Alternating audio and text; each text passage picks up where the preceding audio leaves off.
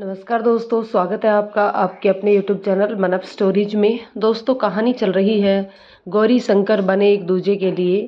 दोस्तों, कहानी के 2 पार्ट अपलोड हो चुके हैं, ये तीसरा पार्ट है। इससे पहले के दोनों पार्ट आप ज़रूर पढ़िएगा, प्लेलिस्ट में दिए हुए हैं, वहाँ जा कर के इससे पहले के दोनों पार्ट पढ़ लीजिएगा।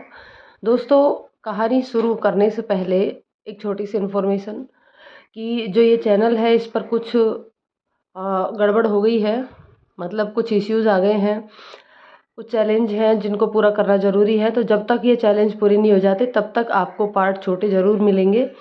और अब बात आती है कि चैनल कितने दिन में प्रॉपर दोबारा से शुरू हो पाएगा, तो ये मैं कुछ कह नहीं सकती।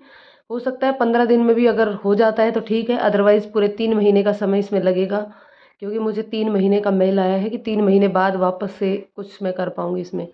तो चलिए दोस्तों, इतनी ही इन्फॉर्मेशन थी, प्लीज़ सपोर्ट कीजिएगा। कहानी को अब शुरू करते हैं। जब शंकर घर लौटा तो बेहद खुश था।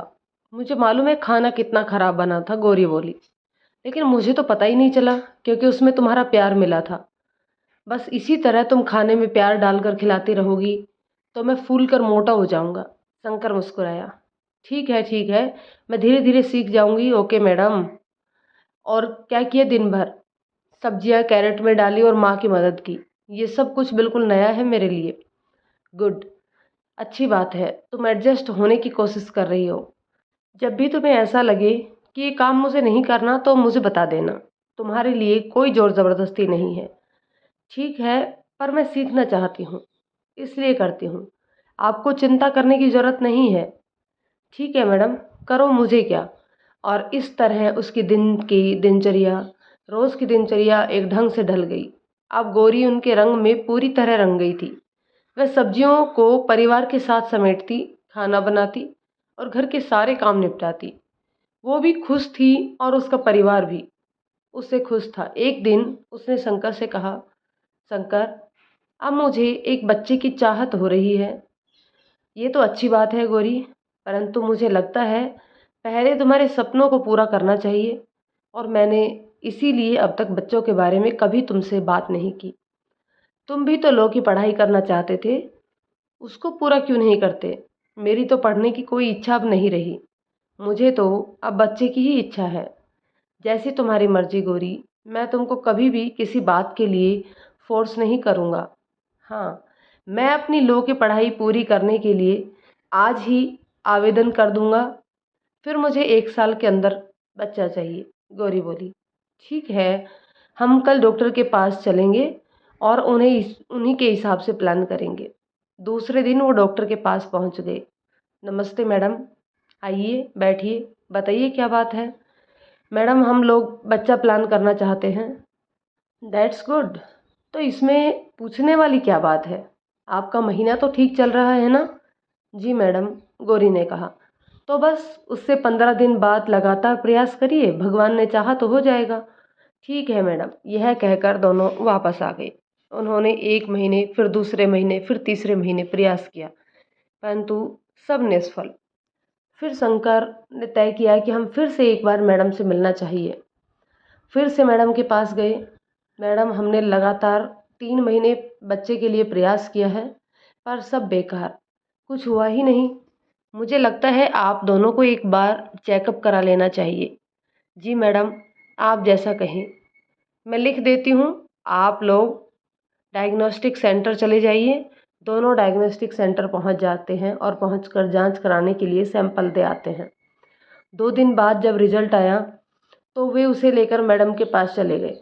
देखिए, आपकी जांच रिपोर्ट्स ये कहती है कि गौरी तो बिल्कुल ठीक है, परंतु आपके शरीर का स्पर्म काउंट कम है, इसलिए गर्भधारण में परेशानी हो रही है।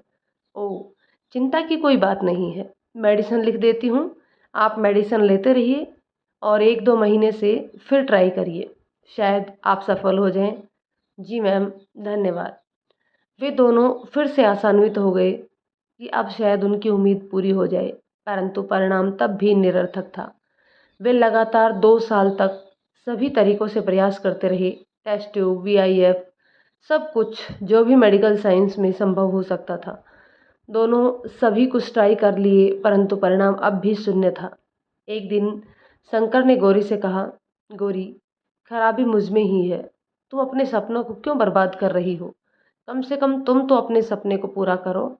कौन सा सपना शंकर? बच्चा पाना अब मेरा एकमात्र सपना था। नहीं गौरी, तुम्हारा एक और सपना था जिसे तुम वक्त के साथ भूल गई हो। वो क्या? लोक सेवा आयोग में चयनित होकर अधिकारी बनना। वो सपना अब 2 साल पीछे छूट गया है शंकर। मेरे मन में अब ऐसी कोई बात नहीं रही। पर मेरे लिए प्लीज़ तुम ये सपना पूरा करो। नहीं ना शंकर, मेरी पढ़ाई लिखाई अब सब कुछ छूट चुकी है। अब मेरे मन में इतना साहस भी नहीं है कि मैं फिर से पढ़कर सेलेक्ट हो सकूं।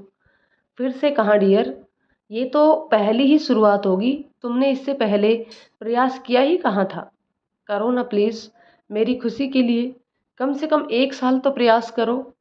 चलो ठीक है, मैं मान लेती हूँ, पर तुम भी प्रयास करो ना।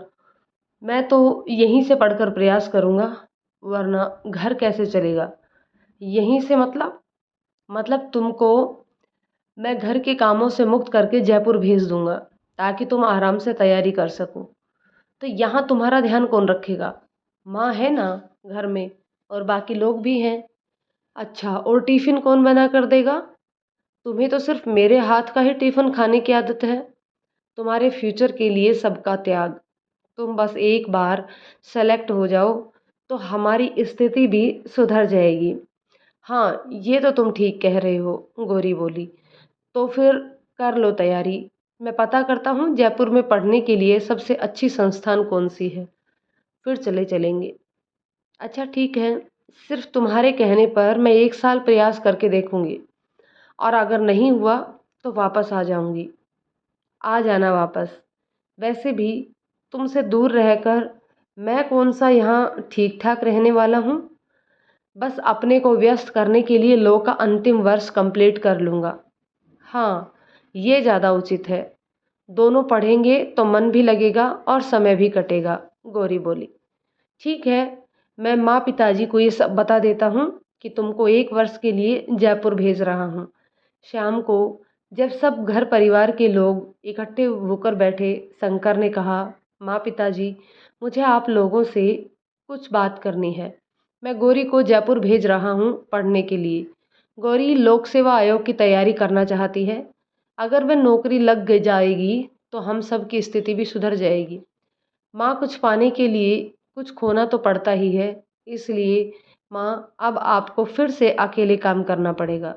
2 साल से गौरी भी आपके काम में मदद कर देती थी, तो आपका काम थोड़ा सा आसान हो जाता था, परंतु अब आपको दोबारा से अकेले काम करना होगा। हाँ, अगर गौरी जॉब लग गई तो फिर आपको ये सब काम करने की ज़रूरत ही नहीं होगी।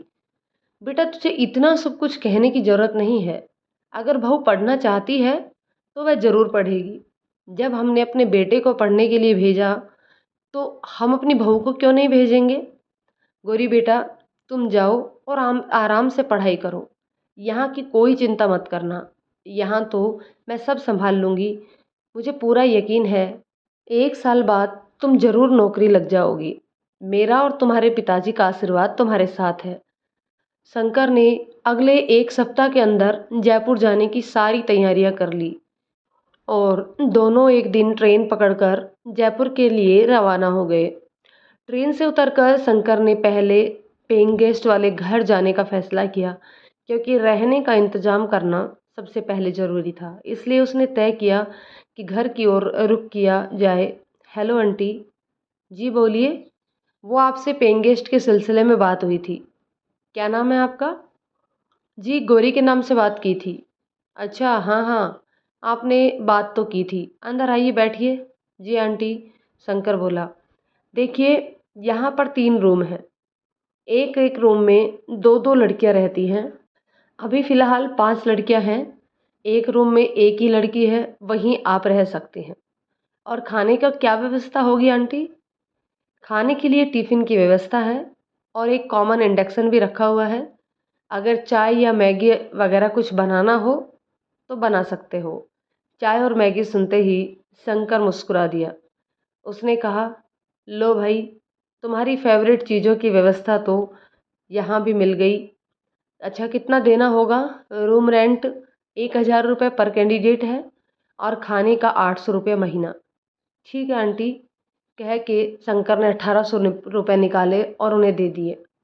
गौरी, तुम जाकर अपना रूम देख लो और सामान भी रखाओ। गौरी जाकर रूम देख आई और बोली, रूम अच्छा है आंटी। मेरा रूममेट का नाम क्या है? साधना। तो अभी कहाँ गई है साधना? यहीं पास में ही पीएससी का कोचिंग है, वहीं पढ़ने गई है। ये तो और भी अच्छी बात है आंटी। आप हमको एड्रेस दे दीजिए, हम लोग सबसे पहले वहीं जाते हैं। हम लोग भी आंटी कोचिंग ढूंढने के लिए ही आए हैं। अच्छा ठीक है, आप लोग गांधी मार्केट चले जाइए, वहाँ से आधे किलोमीटर पर ही वहीं रोड पर आप लोगों को कोचिंग नज़र आ जाएगी। ओके आंटी, यह कहकर दोनों निकल लिए। गांधी मार्केट पहुँचते ही उन्हें पीएससी की कोचिंग नज़र आ गई। वो वहाँ अंदर चले गए और काउंटर पर इंक्वायरी की। यहाँ साधना मेहता नाम की कोई लड़की पढ़ती है क्या? हमें उससे मिलना है। हाँ पढ़ती है, आप लोग उधर बैठ जाइए, अभी 5 मिनट में क्लास छूटने वाली है, फिर मैं उसे बुला दूंगी, काउंटर पर बैठी लड़की ने कहा।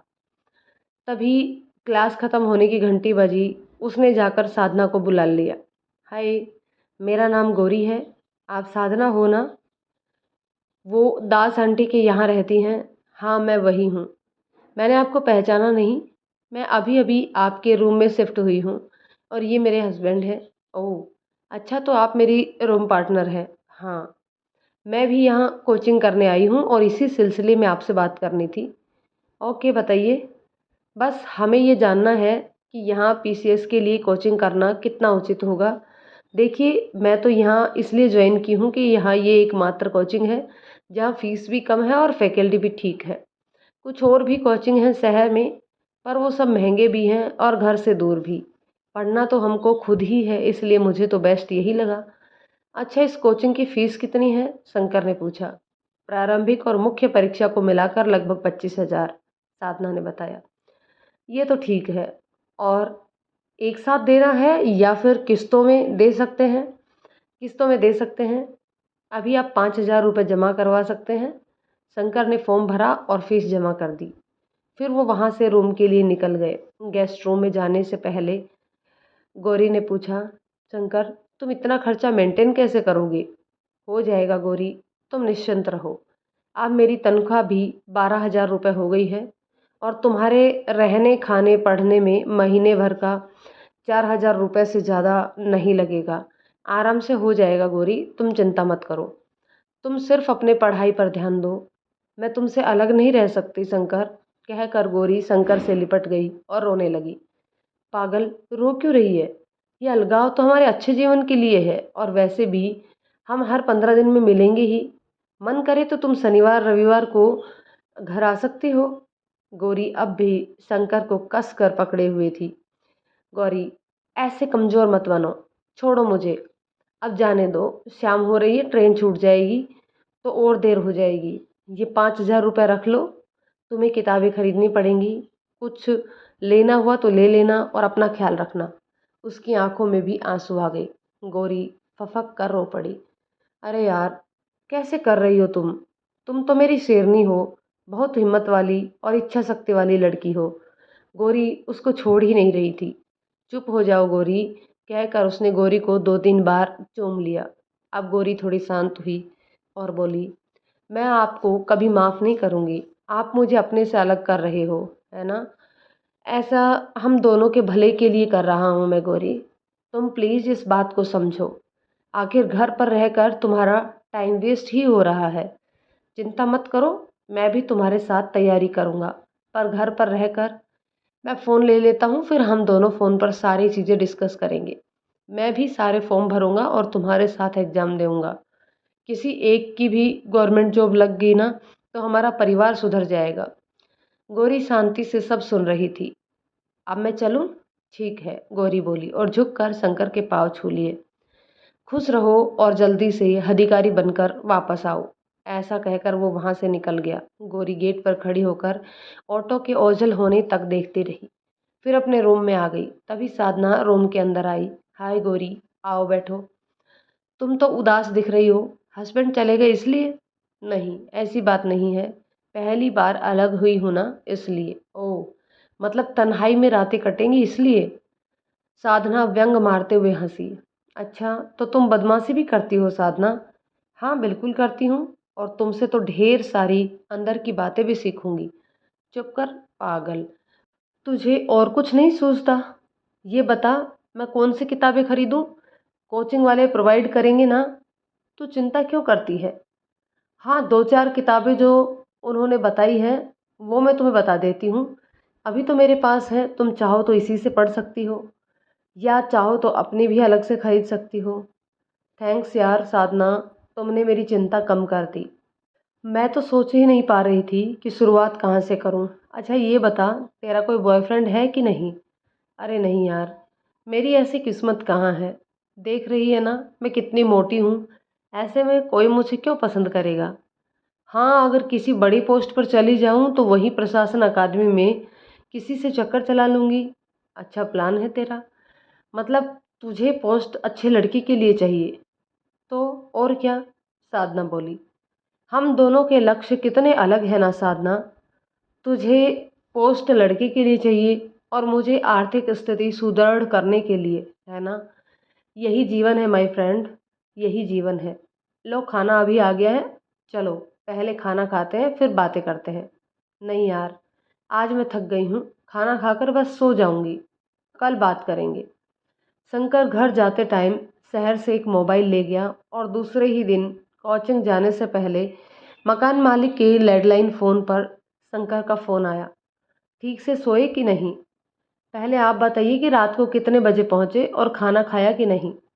मैं तो 12 बजे रात को पहुँच गया था और खाना खाकर ही सोया हूँ।